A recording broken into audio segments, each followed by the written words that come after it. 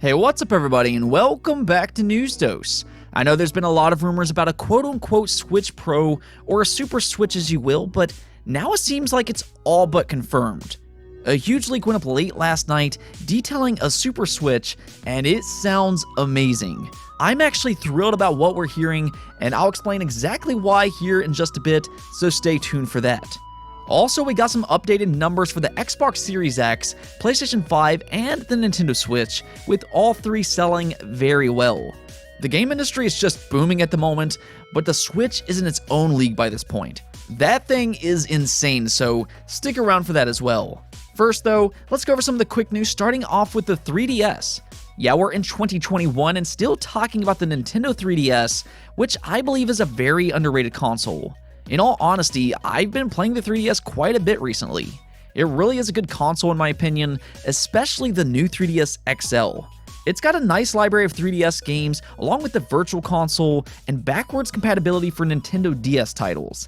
It just has so many games available for it, but unfortunately the 3DS has come to an end. Nintendo did stop producing the 3DS line last year in 2020, and now Nintendo has warned consumers that they may refuse to repair the 3DS and 3DS XL consoles from this point forward. This is due to a lack of parts to repair said consoles. I assume if they do have the right parts, they'll still repair them and everything, but it does sound like with certain problems, they will no longer be able to fix them. Now, the new 3DS models, however, will still be able to be repaired. So if you do have a new 3DS or a new 2DS, you should still be fine, but it does sound like the 3DS is winding down beyond just them ending production last year. It really is an underrated console in my opinion though. If you do like handheld consoles, I'd recommend you trying it out if you can still find it in stock somewhere. The secondhand market will have these marked up in price considerably if they're new, especially the new 3DS XL. If you're a fan of the 3DS though, let me know what your favorite 3DS game is in the comments below. Now, we also unfortunately have a game delay to talk about today, and this is for Guilty Gear Strive, which is actually the second delay this game has received. It was originally slated to release in 2020, but got pushed back to 2021, and now has been delayed yet again from April 9th to June 11th. Yeah, this is unfortunate and everything, but it sounds like this was the best thing possible for Guilty Gear Strive and its community. You need to keep in mind that this is an important game for the fighting game community, and Guilty Gear is consistently among the best fighting games available. So you want a game like this to be great on day one. I think gamers are a little bit more patient now with game delays than they used to be thanks to Cyberpunk. However, Guilty Gear has been in beta here recently, and I've been hearing it's having some major lobby issues along with some server problems. Now, I've not played the beta firsthand myself, but I have been hearing a lot of criticism with Guilty Gear Strive and its lobbies in specific, which from what I've heard is absolutely atrocious. And when they announced this delay yesterday, they did note that they're going to work on its lobbies and servers. It's only a 2-month delay, but hopefully they get that fixed up because Guilty Gear really is a great fighting game franchise, and launch days for any game is incredibly important. You know that saying, first impressions are important? Well, that's true even in the gaming world. Let's move on to some of the bigger news though, starting off with some updated numbers over in the UK. This is actually pretty insane as all consoles are up in the year of 2020 compared to 2019.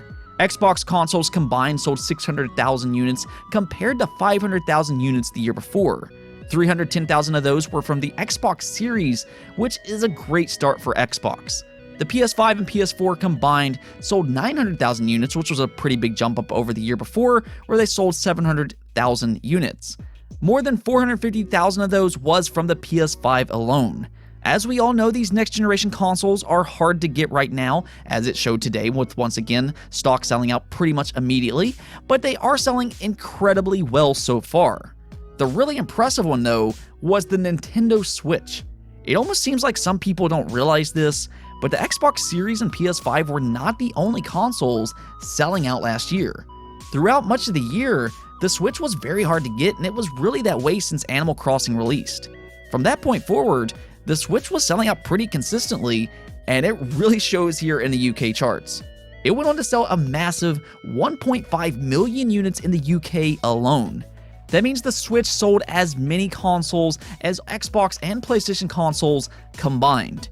That truly is insane, and what's crazy about all these numbers, Xbox and PlayStation included, is that yes, There were shortages for all three. Nintendo, Xbox, and PlayStation could have all sold more if they had more stock. No matter what though, we're definitely seeing the game industry rise right now, and I'm really happy to see that. It personally doesn't matter to me what console you like or what you play. I just like seeing all these people enjoy the hobby that has meant so much to me throughout my life. And we can point to more people being stuck at home than ever before, and that did help gaming out for sure. It's interesting though because head of Xbox Phil Spencer here recently said he believes that gaming will continue this trend rather than going backwards after more people continue to work in their office again. I'm paraphrasing of course, but I am genuinely happy to see gaming be so successful right now, and congrats to all of these different console makers for having a huge year last year and bringing joy to so many people. We gotta talk about that quote-unquote Super Switch though. This was trending on Twitter all last night, and I have to say, I like the name Super Switch. I'm kind of hoping that name sticks. Now, we have talked about this on numerous occasions though, and I even posted a poll of this not long ago.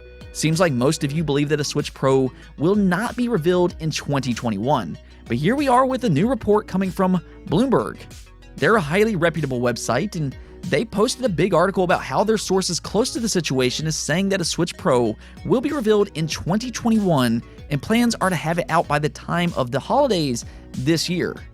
Here's where it gets really exciting though, because they gave some in-depth details on what this Super Switch would include, and check this out. It supposedly will be a 4K device in docked mode. For those who like to play on TV, that will already be great alone, but in handheld mode, which is what I find really interesting, is that it's being reported that they will use a 7-inch rigid OLED panel made by Samsung. This would be amazing, and OLED is a massive upgrade over what we have right now.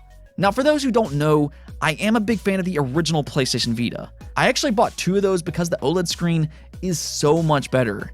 If you compare the original Vita that has the OLED screen and then compare it to the LCD screen on the newer Vitas, it is a night and day difference. There's plenty of comparisons out there that you can go look at, but the colors just pop so much more on an OLED screen. TVs, of course, are the exact same way. OLED is just absolutely fantastic, and if you have one, you know what I'm talking about. They're also unfortunately more expensive, and there is that downside of burn-in. I've never had any problems with that myself personally, but my recommendation is just don't leave your screen on with a static picture while you're away. You really shouldn't do that with any type of screen to be fair, but definitely not with an OLED. As for the price of OLED screens, it's being reported by Bloomberg that they're using rigid OLED screens in favor of the higher-end OLED screens that you see on phones today, because prices have dramatically fallen due to oversupply. So I know it's surprising to see Nintendo go for a higher-end screen, such as an OLED, but there's your reason. It's now more affordable due to oversupply. As for resolution, it sounds like it will remain a 720p device in handheld mode, but I think for the display alone, a Super Switch would definitely be worth it for a lot of people, and 720p is not bad on a small device. Now, it's also reportedly going to have a slightly bigger screen at 7 inches. The original Switch sits at 6.2 inches, and the Switch Lite is 5.5. The Switch Pro could be a bit bigger because of thinner bezels, but we'll have to wait and see on the final design. All I know is this sounds great on paper. I've said this multiple times, but if they upgrade the display, which it does sound like they'll do that, then I'm all in. And again, it also has 4K support in docked mode based on this report. This sounds like a pretty significant upgrade for the Switch, and this includes a longer lasting battery as well. This should be a really hot item though this holiday. They are currently saying that they're looking to produce about 1 million units per month starting this June, and hopefully that's enough consoles to go around this holiday. Not only will new fans jump in to buy a Switch Pro, but also plenty of people will end up rebuying a Switch to upgrade, including myself. Now with all that said, technically this is still just a rumor until Nintendo confirms it themselves. I mean, it sounds legit and everything, and I hope it is, but we still need to wait for an official confirmation from Nintendo themselves. I think if they do announce it this year, it'll probably be alongside Zelda Breath of the Wild 2. I'm not saying they'll launch side by side or anything like that, but they can at least use Breath of the Wild 2 to hype up this new console. Let me know what you think about all this though. Is it enough to get you to want a new Switch, and if you already own one, is it enough to get you to upgrade? Let me know what you think in the comments below. Before I go though, let's take a look at the poll of the day.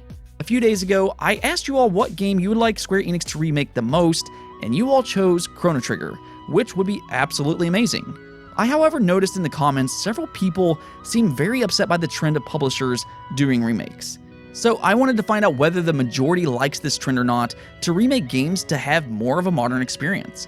And 72% of you said that you do like this trend, while 20% said no.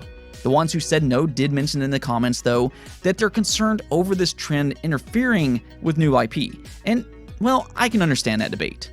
I, for one, however, do love remakes of older games. If you take a look at something like Final Fantasy VII, I mean, it's a completely different game now, both visually and how it plays. And not only is it great for people who played the original, but it's a nice way of introducing games to people who haven't played said game before. It gives these classic games new life in many ways. A lot of people who play these games now did not play the original. I mean, we're not talking about simple remasters, but complete remakes. I think when remakes are done right, they're amazing. The Crash Insane trilogy was fantastic, you have Final Fantasy VII Remake, Spyro Reignited was good, the Resident Evil games are outstanding, and they just play and look so much better now. I'm all for these remakes personally. It's not just nostalgia either. These were some of the best games back in the 90s, and they are proving to be some of the best games out today with a fresh coat of paint that both newcomers and old-time fans can enjoy. I mean, if you take a look at a game like Metal Gear Solid, that would be a great game to bring back in a modern light. There's just certain games that deserves that type of treatment with a visual overhaul and other improvements. Not everybody wants to go back and play some of these older games, as they may not be fond of the control scheme or the graphics of that time, and these remakes can fix that and have millions of people be interested in the game once again. I just think it's great for both newcomers and old fans alike. I'd personally love to see some of my favorite games be remade, so I can experience them once again looking better and possibly even playing better than they ever did before. Anyways though, that's it for this episode, but if you liked the video, don't forget the bell notification and subscribe button for more content just like this. Also, if you'd like to support the channel through Patreon, thank you for making this content possible. Peace out.